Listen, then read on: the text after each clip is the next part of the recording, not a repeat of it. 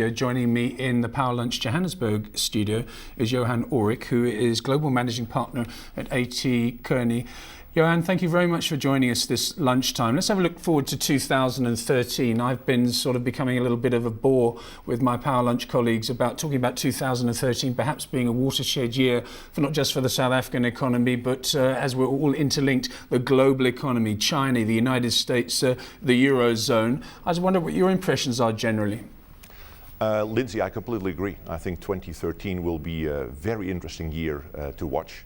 Maybe even a watershed year. Those are big terms, but I think you might very well be right. First of all, these are very uncertain times. Let's use that word. We're in year 5 of the global financial crisis. Started in 2007, a crisis that was unprecedented. No crisis has been worse since the 1930s globally, with a tremendous amount of wealth basically taken out of the global economic and financial system, and very important economies, majorly North America and Europe, dealing with all that. And these have been really extraordinary times. And one of the questions indeed is how is the world and how are these economies going to deal with that? And what is the outlook for 2013? Indeed. Despite the fact of all the things you've just said and all that money being taken out and one of the worst shocks since the 1930s, yet we still survive. Economies still keep ticking along. We've got 2% growth in the United States of America.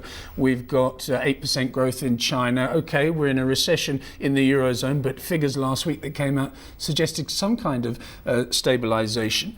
Can it continue though? Is this an artificially induced sort of a state of relative stability?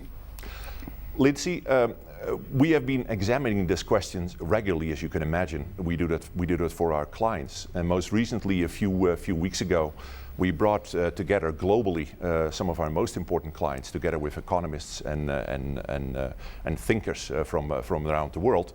And the result of that session was really that we are not unoptimistic about next year, and that the fundamentals, certainly in North America, but to some extent also in Europe, are much better than most people believe they are.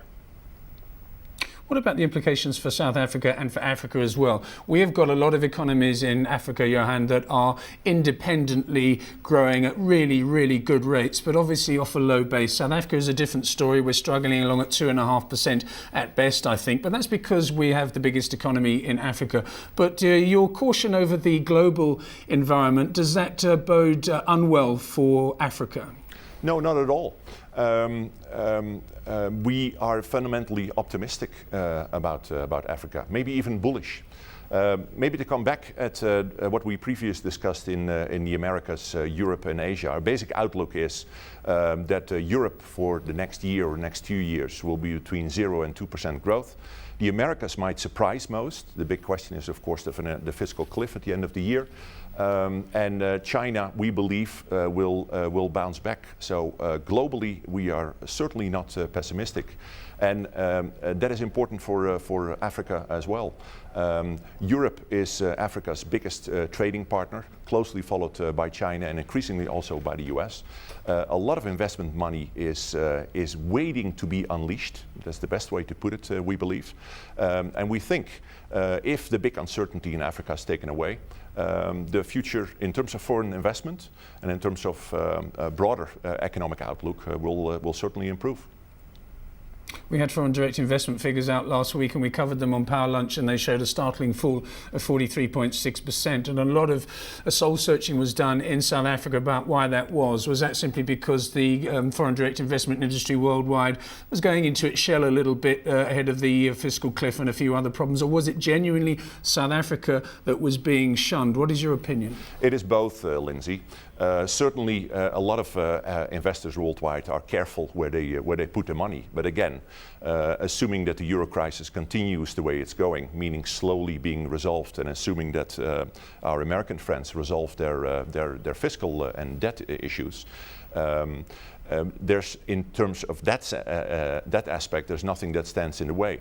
What Africa should do, if that is your question, is take away the economic uncertainty. The election will certainly help. And in the long run, Africa, and particularly South Africa, needs to work on improving its productivity rates. That's the biggest single thing that needs to be worked on in the years ahead. Is there any chance of there being a decoupling of the global economy? We talked about that a few years ago, and it was debunked as a theory. But if you see China going, not on its own, but doing well, and especially as maybe consumption picks up in the world's second biggest economy, you've got the Eurozone, which is an old age people's home. I'm sorry about your homeland, but it is becoming like that. And it's almost a basket case. It will recover, but at the moment it's not looking great. Well, can all these differing performances continue? Yes, they can. We do not believe fundamentally in a decoupling of the global economy, Lindsay. The economy, if you look at the numbers, at trade flows, etc., is increasingly intertwined with each other. A decoupling is largely a myth, we believe. And even if Europe has an aging problem, which is absolutely true, and has a growth issue, which is absolutely true, it still is the largest economic bloc in the world.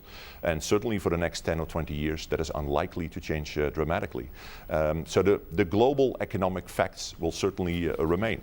That doesn't mean that we should not be optimistic about Africa. We see a lot of potential in Africa. Demographics are good. The population will grow. Hopefully, the biggest investments and productivity issues will gradually improve. And we are actually quite bullish about this continent.